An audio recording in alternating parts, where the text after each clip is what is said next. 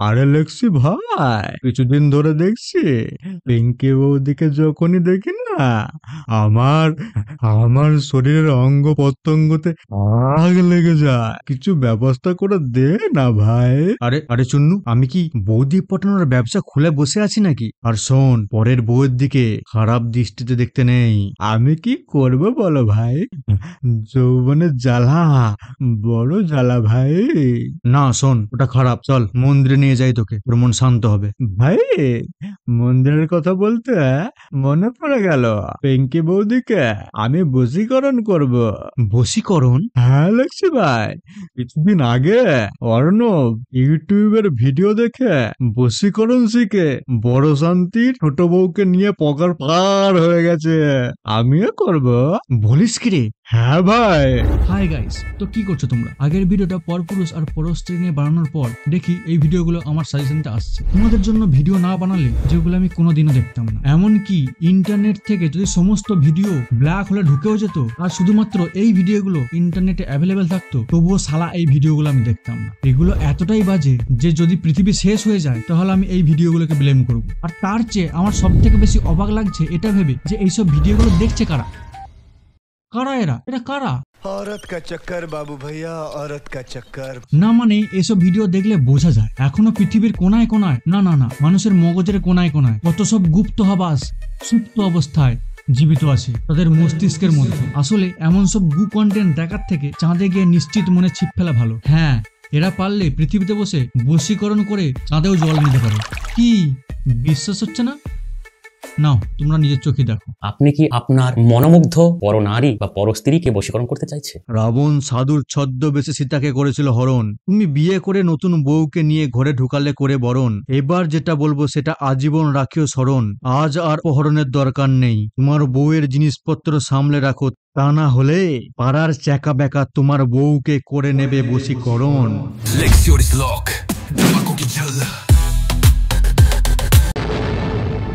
মা, আমি কোনো ভুল করছি না তো? তুমি আমার পাশে থাকবে তো মা?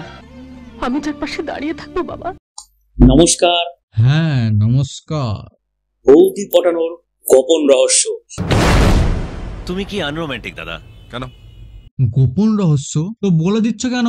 হ্যাঁ, এটা এতটাই গোপন রহস্য যে যদি গোপন কথা সম্বন্ধে কোনো বই লেখা হয় তাহলে এই লোকটার ফটো কভার ফটোতে আগে দেওয়া হবে। এই ব্যক্তির গোপনীয়তা এমন যে বাথরুমে ঢুকেও ফেসবুকে লাইভ চালিয়ে দেয়। যদি এ গুগলে গিয়ে সিক্রেট ট্রিক বলে কিছু সার্চ করে তাহলে গুগলে মনে মনে চিন্তা করে, ভাই একে কিছু বলিস না, সব সিক্রেট রিভিল করে দেবে। যে বৌদিকে পটাতে চাইছেন, যদি সেই বৌদির পিরিয়ডের প্যাড বা কাপড় জোগাড় করতে পারেন আর সেই কাপড় বা প্যাডের উপর প্রত্যেক দিন সকালবেলায় ঘুম থেকে উঠে আপনি আপনার প্রস্রাব যদি ইউরিন ত্যাগ করতে পারেন। কি পিরিয়ডের প্যাড? পিরিয়ডের প্যাড? ভাই চুরি করতে আসা, হ্যাঁ? এই পালাচ্ছিস কোথায় বেটা? এই গাড়িতে চুরি করতে এলি? ওঠ দেখে, ওঠ দেখে, ওঠ। তুই এখানে কি করছিস? তুই এ বাড়িতে কেন আসছিস? নিশ্চয়ই চুরি করতে এসছে। স্বভাবটা পাল্টাতে পারলি না? না না চোরদা, না বরদা, আমি আজকে এখানে টাকা চুরি করতে আসিনি। আমি শুধু আজকে বৌদিদের ফেলে দেওয়া পিরিয়ডের প্যাড নিয়ে যেতে এসেছি বরদা। এই ব্যক্তি এতটাই শিক্ষা দিচ্ছেন শুনে মনে হচ্ছে এর ডিগ্রিটা অ্যাডাল্ট ইউনিভার্সিটি থেকে নেওয়া। আর ওখান থেকে এতটাই এক্সপার্ট হয়ে গেছে যে সংস্কৃতি গবেষণা বিভাগ থেকে একে ব্লগ লিস্ট করে রেখেছে। দাদা এতটাই হেল্পফুল যে দাদাকে দেখা মাত্রই গুগলের সার্চ হিস্ট্রিও ভয় পায়। আচ্ছা দাদা, আপনি কি পাগল বিজ্ঞানী নাকি ডাস্টবিন গবেষক? এত আজব থিওরি কোথায় পেয়েছেন? আপনি তো ডিসকভারি চ্যানেলের হারিয়ে যাওয়া এপিসোড। এমন গবেষণা তো বানরেও করে না। আপনি তো এত গবেষণা করেছেন, আপনার তো নোবেল প্রাইজ নয়, আপনার প্রবলেম প্রাইজ পাওয়া উচিত। প্রস্রাব যদি ইউরিন ত্যাগ করতে পারেন আর মনে মনে এই মন্ত্রটি জপ করতে পারেন তাহলে সেই বৌদি খুব শীঘ্রই আপনার প্রেমে পাগল হয়ে যাবে। চলে এসেও রেহাই নেই, মনের মধ্যে একেবারে জেঁকে বসে আছে। প্রেমে পাগল হবে কিনা জানি না, কিন্তু এই লোকের বৌদি পটানোর টিপস এতটাই পাওয়ারফুল যে বৌদিরা তাকে শুকনো লঙ্কা জ্বালিয়ে ভাই ফোঁটা দিয়ে আগে বিদায় করবে আর সারা জীবন ভাই জোন করে রাখবে। তার জন্য এই মন্ত্রটি আপনাকে জপ করতে হবে। ওম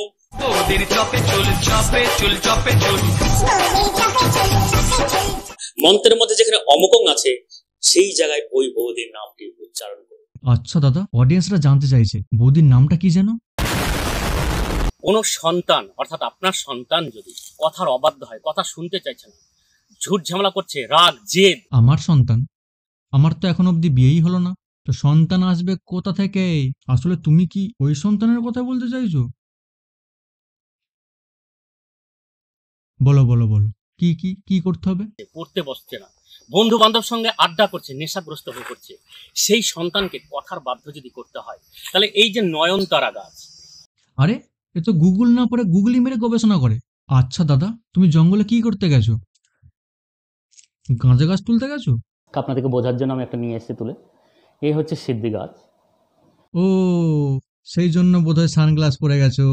দাদা, সানগ্লাসটা একটু খুলে দেখো, ওটা নয়নতারা নয়, বিছুটি পাতার গাছ।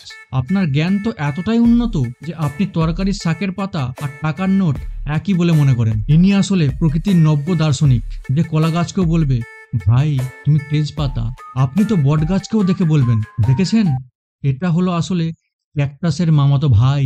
আপনি তো চন্দ্রগ্রহণ এলেও বলবেন যে ওটা কিছু না, পেঁয়াজের রস খেয়ে চাঁদের বদহজম হয়েছে। এই ধরনের গবেষণা তো ভূতেরাও করে না।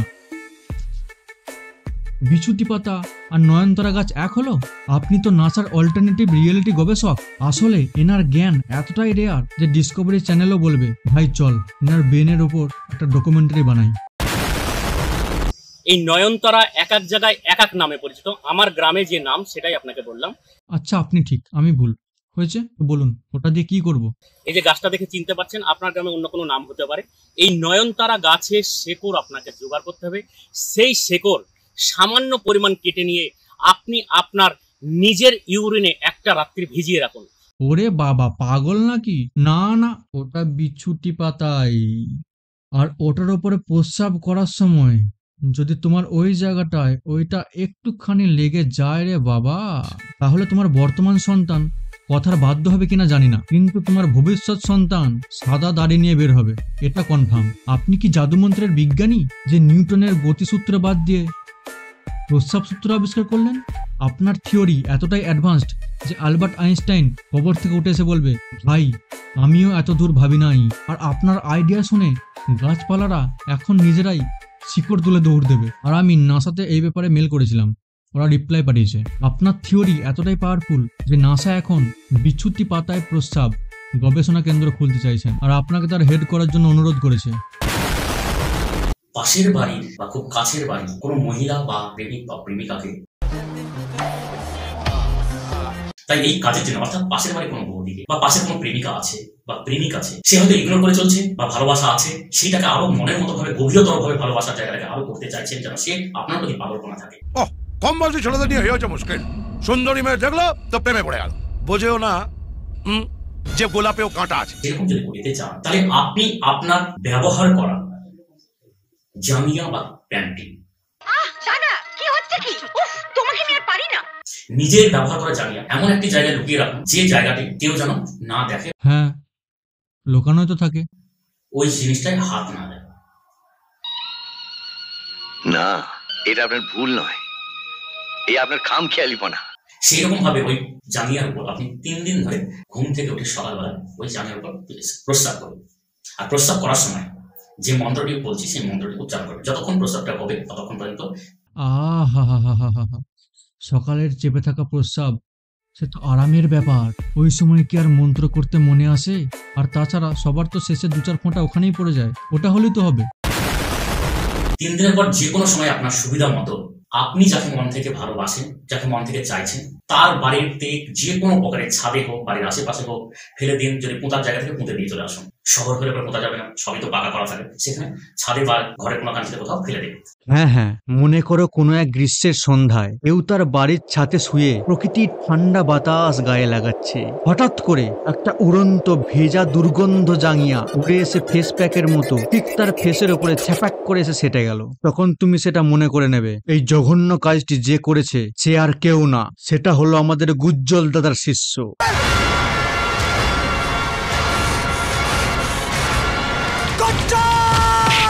চল আর যদি সেদিন তুমি সৌভাগ্যক্রমে ছাদে না গিয়ে থাকো আর কিছুদিন পরে ছাদে গিয়ে দেখো অসহায়, অপরিত্যক্ত, অবহেলায় নির্যাতিত অবস্থায় শুকনো পাঁপড়ের মতো এক অজানা জাঙ্গিয়া অসহায় ভাবে পড়ে আছে, তাহলে জানবে এটা আমাদের গুজ্জ্বল দাদার নির্দেশনায় রচিত এক অপরিপূর্ণ পরকীয়া গল্পের অংশ, তাছাড়া আর কিছু না।